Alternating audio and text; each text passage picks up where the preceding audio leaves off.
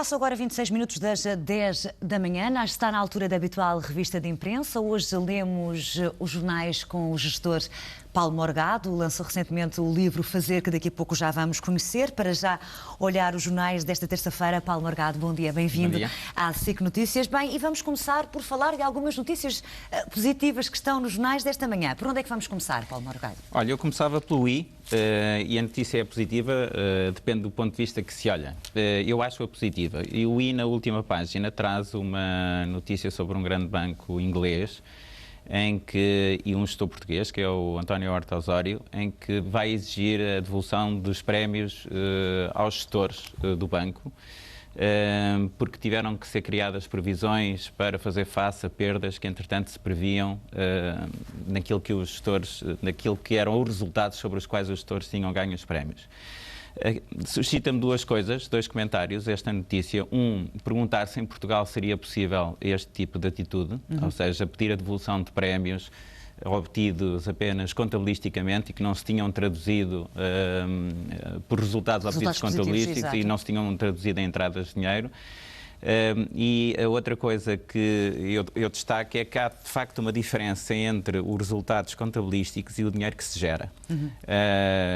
Estes gestores receberam cash e as suas empresas, ou seja, receberam dinheiro vivo e a troco de resultados que se podem traduzir ou não na obtenção de dinheiro vivo. Eu, portanto, acho que este tipo de devoluções, em meu entender, são salutares na maior parte das empresas. Estamos aqui a falar, e olhando para a notícia, estamos a falar daqui de devoluções na ordem dos 40%, não é? Sim, tudo depende, quer dizer, se eu tiver recebido dinheiro sobre um resultado que afinal vim constatar agora que não era um verdadeiro resultado, era apenas uma mera contabilização de um resultado, acho bem que tenha que ser devolvido. É de resto, desse ponto de vista é positivo, não propriamente para quem tem que devolver o dinheiro. Vamos então até ao Diário de Notícias. Quais foram as notícias que chamaram a sua atenção esta manhã, quando leu os jornais? Olha, pela positiva, e aqui inteiramente pela positiva, vem uma notícia na página 38, uma empresa da Marinha Grande.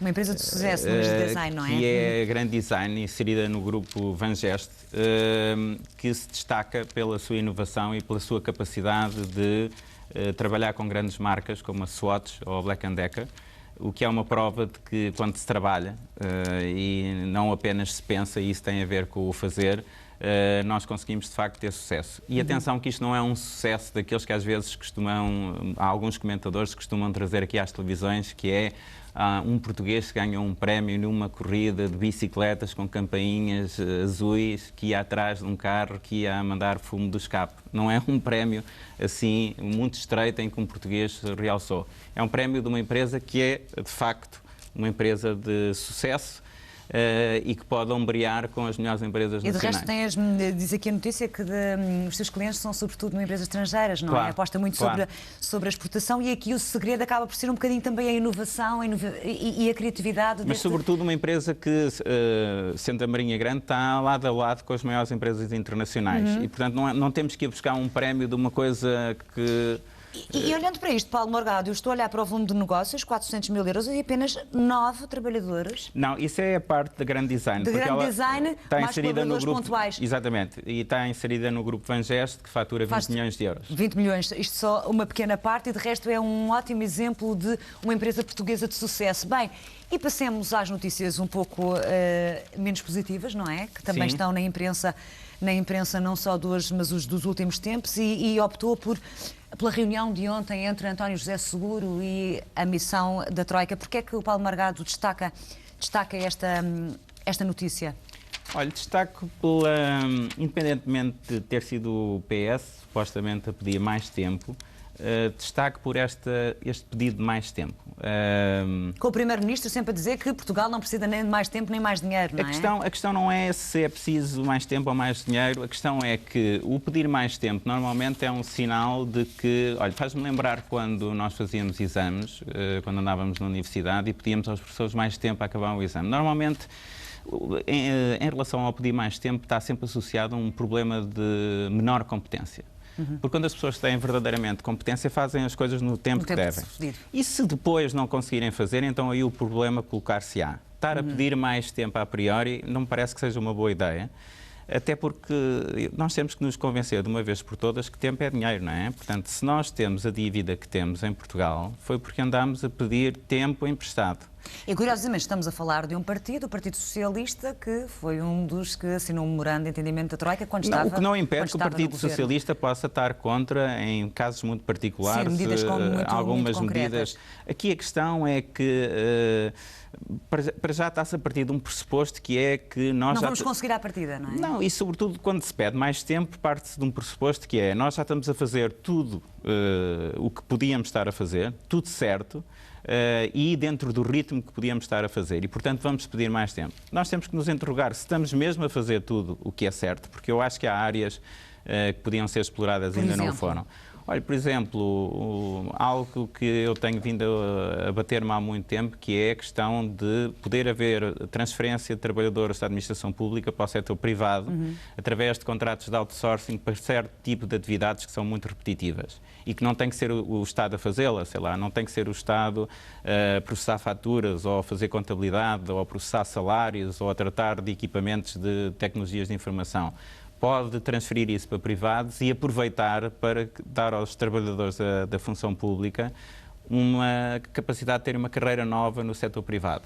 E acha que isso seria fácil? Eu pergunto isto porque tem gerado tanta polémica. O que é que acha mais fácil? O que é que acha mais esta questão da mobilidade da função pública, claro, não é? Mas o que é que acha mais fácil?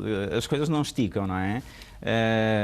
Que um trabalhador da administração pública vá para o desemprego ou seja transferido para uma empresa privada que lhe pode dar uma carreira com futuro. Rumo, não é? É que a questão é que nós continuamos a pensar que existem todas as alternativas em cima da mesa, ou seja, que ainda há uma alternativa que é que o Estado pode continuar com o mesmo peso. E essa alternativa não existe. E, portanto, nós agora temos é que minorar,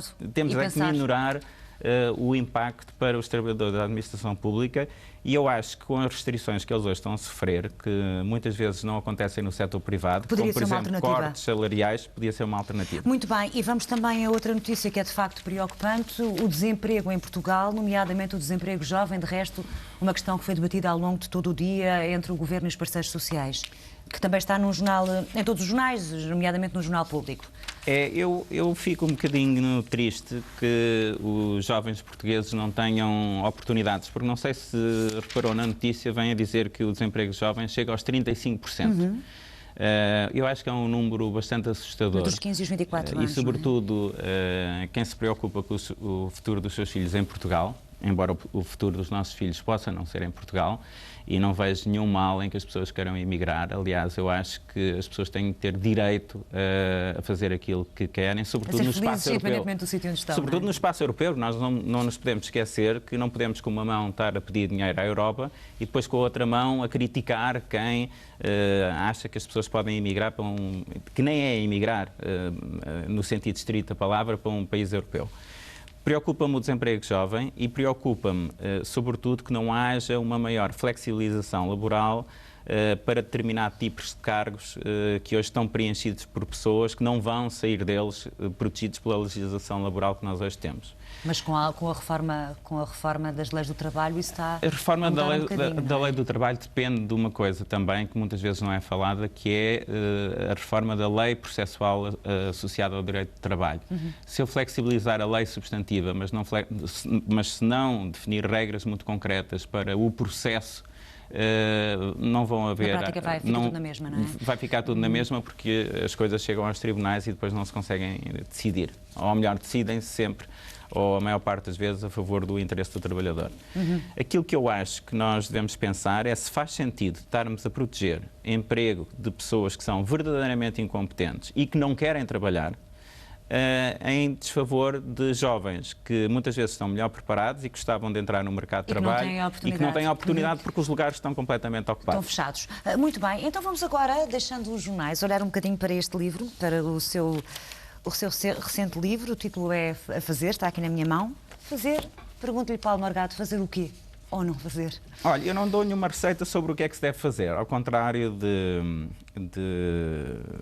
um conjunto de pessoas que hoje acha que têm um conjunto de soluções para o país. A única coisa que eu tento mostrar é que existe uma preponderância hoje em dia para pensar e falar em vez de fazer. Eu acho que foi em 2007 que a Christine Lagarde, na altura Ministra das Finanças francesa, disse no Parlamento que a França era um país que pensava e que não fazia, ou que hesitava e não arregaçava as mangas e não fazia. Foi muito criticada nessa altura. E acha que nós também somos um bocadinho assim? Eu acho que nós acabamos por discutir em demasia um conjunto de decisões que podiam ser tomadas e, sobretudo, está hoje criado um espaço nos mídias que dão uma preponderância ou acentuam a preponderância do falar. Ou seja, o conjunto de comentadores, o conjunto de programas que foram criados e que têm que preencher espaços de tempo dos mídias fazem com que a nossa sociedade seja uma sociedade predominantemente faladora. E há muitas dessas pessoas que vão falar à televisão que só têm, vamos imaginar, 3 minutos de conversa de valor acrescentado. Se nós lhe dermos 30 dias de conversa, há uma parte dessa conversa que não vai ser de valor acrescentado.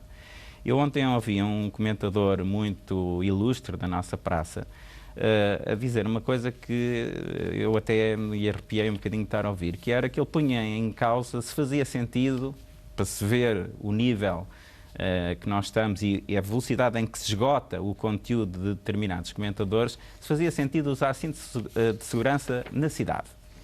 Que é uma coisa que qualquer país desenvolvido nem sequer põe em causa, não questiona. E ele questionava isso com uma grande, e sobretudo com uma altivez própria de quem se considera uma autoridade não apenas no tema em que domina, mas em qualquer tipo de tema. Portanto, já agora, deixa-me só dizer uma coisa que eu acho que é concluir, temos mesmo a terminar, Paulo. Um bocadinho perniciosa nesta questão do falar. Não, há muitos comentadores, há muitos economistas que não se coíbem de dizer a mesma coisa 1000 vezes, não se perguntando porque é que eles são obrigados a dizer a mesma coisa 1000 vezes e ninguém os ouve. Ou seja, o problema está atrás e eu acho que o mundo académico devia ter dado uma resposta a isso, que é porque é que acontece isto, porque é que as pessoas falam tanto e executam tão pouco e não são ouvidas, no fundo. E quem ler o seu livro provavelmente poderá também encontrar um bocadinho dessas respostas. Paulo Morgado, muito obrigada por ter estado connosco neste Jornal das 10, ler os jornais desta terça-feira e também apresentar este livro, Fazer, de Paulo Morgado. Fazemos agora, nós, uma curta pausa, voltamos à hora certa às 11 para atualizar toda a informação e também com o Opinião Pública, onde falamos precisamente sobre o desemprego jovem. Até já.